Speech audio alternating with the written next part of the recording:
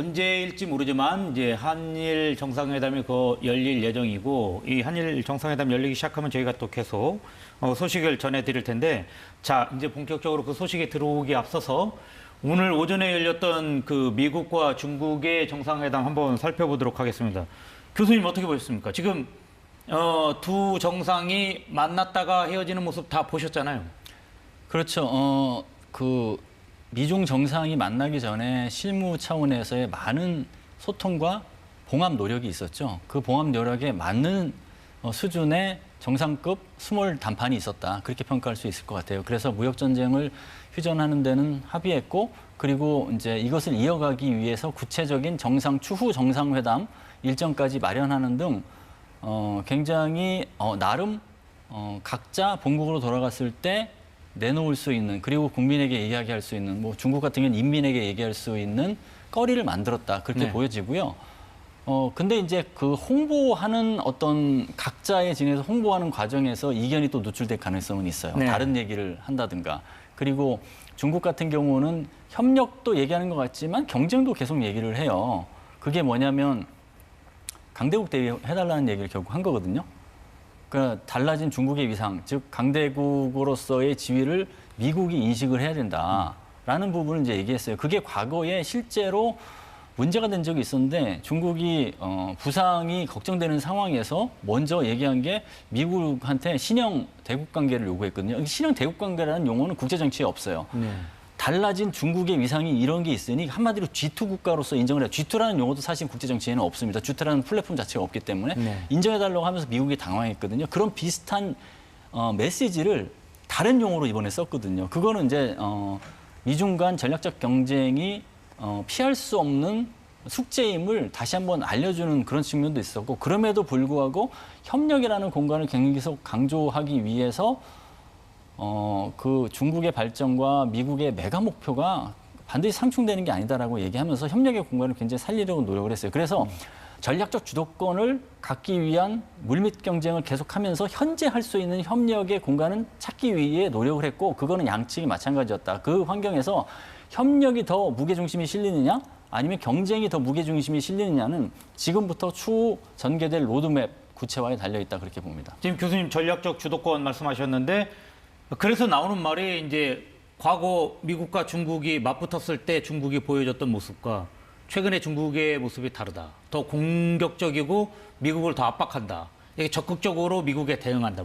이런 분석이 있는데 이런 것에 대해서는 어떻게 보고 계십니까? 그렇죠. 그게 이제 그 시진핑 주석이 2012년에 집권을 시작함으로써 현상 변경으로 인식될 수 있는 많은 정책을 이제 쏟아냈어요. 그게 이제 1대1로 뭐 중국몽 여러 가지 정책을 하면서 덩샤오핑이했던 그 낮은 자세로 그 도강량이죠. 낮은 자세로 조금씩 이제 그 어떤 그 미국에 직접 도전하지 않으면서 힘을 키운다라는 거에서 대국 굴기로 바꿨단 말이죠.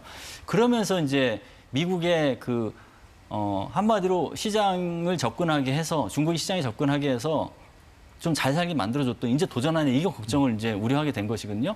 그런데 이제 중국이 실제로 경제 발전을 하면서 그 경제 발전을 통해서 만들어진 재원을 갖고 군사력 강화에 엄청나게 쏟아부었어요. 그래서 달라진 지점이 뭐냐면 타이완에서 중국의 대응이 말씀하신 대로 과거에는 소극적이었다면 지금 공세적으로 바뀌었습니다. 1995년에서 96년 대만 해협 위기 때 대만에 대한 공세를 가하기 위해서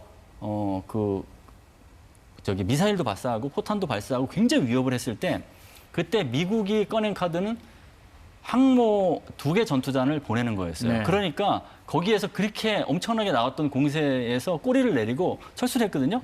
그때 중국은 굉장히 비참함을 느꼈습니다. 그렇죠. 아, 이게 군사력이 안 되면 안 되는구나. 그러면서 항공모함을 추진하게 됐고 지금 두 척의 항공모함이 이미 전력화됐고 3번 항공모함은 전력화 직전이고 4번 항공모함 프로그램 진행 중이고 그러면서 대만과 남중국해에서 미국이 항공모함을 갖고 현시작전을 하면 중국도 항공모함을 통해서 현시작전을 합니다. 그게 공세적으로 바뀐 것이죠. 네. 그러면서 대만 해협에서의 공세도 이제는 대만을 군사적으로 무력 침공할 수 있는 작전 계획을 세워서 1년에 2번씩 연습을 하고 있어요. 그거 달라진 지점이죠. 그러니까 미국은 그걸 주시를 하고 있는 것이죠. 네.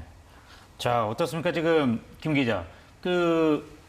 우리가 오전에 봤을 때 미국과 중국의 정상이 만났다가 헤어졌을 때 그 표정, 뭔가 좀 회담이 흡족하지 않았던 것 같은 느낌이 사실은 좀 보였는데, 그래도 뭐 트럼프 대통령도 그렇고 이미 뭐 몇 가지 분야에서는 뭐 좋은 합의를 이뤘다라고 이야기를 하는 것 같은데, 어떤 부분 좀 접점을 찾은 걸로 나오고 있습니까? 어쨌든 지금 이게 6년 4개월 만에 두 정상의 만남이었잖아요. 네. 그렇기 때문에 뭐 특히 시진핑 주석도 그렇고 트럼프 대통령도 조금 좀 무게감 있게 접근을 한 것으로 저는 분위기는 느껴졌는데요. 사실 아까 교수님 말씀하신 것처럼 의제 문제는 이미 사전에 이제 어느 정도 합의가 됐기 때문에 사실은 이제 어떤 현안에 대해서 지금 우리가 발표된 것 이외에도 또 많은 이야기를 나눴을 거 아니에요. 네. 근데 그 부분을 어떤 식으로 접근했고 또 다른 이야기가 있었는지 이제 앞으로 조금씩 또 공개가 될 수도 있는 부분이 있는데요.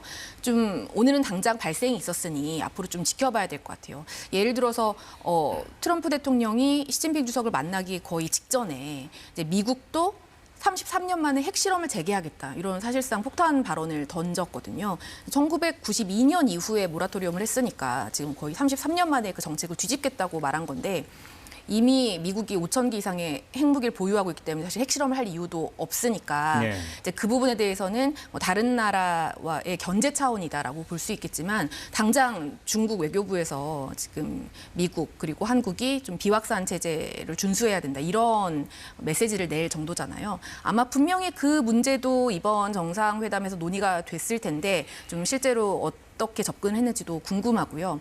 또 거기에 한국도 끼어 있잖아요. 한국 이번에 트럼프 미국 대통령이 한국의 핵 추진 잠수함을 승인한다라고 했는데 사실 이 핵 추진 잠수함은 뭐 교수님이 워낙 잘 아시겠지만 이 비확산 체제와는 사실 크게 관계없는 부분이기도 합니다만 어쨌든 이재명 대통령이 모두 발언에서 중국을 언급하는 바람에 그러니까 중국 견제의 성격이 들어가 버렸잖아요. 근데 그런 부분이 한국과도 연관이 있기 때문에 앞으로 미중 정상회담의 결과가 조금씩 더 자세히 흘러나오는 것도 지켜봐야 될 것 같습니다. 네, 알겠습니다.